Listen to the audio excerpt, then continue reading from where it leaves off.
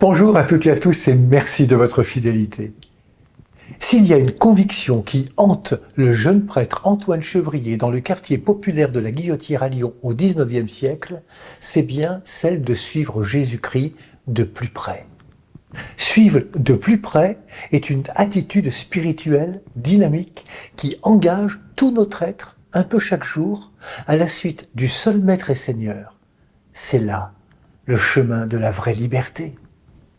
Suivre Jésus de plus près, c'est l'apprentissage de se défaire d'un certain nombre d'attaches.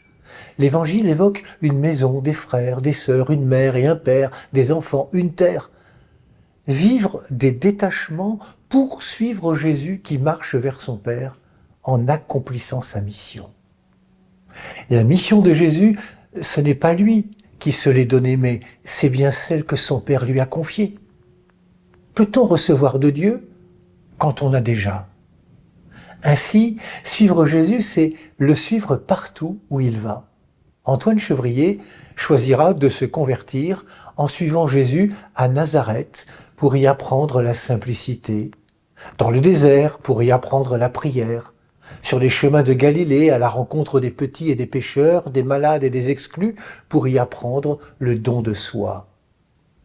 Au milieu des rejets et des persécutions, pour y apprendre la persévérance et l'obéissance.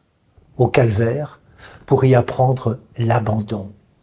Vivre en disciple de Jésus, c'est le suivre dans sa condition de serviteur.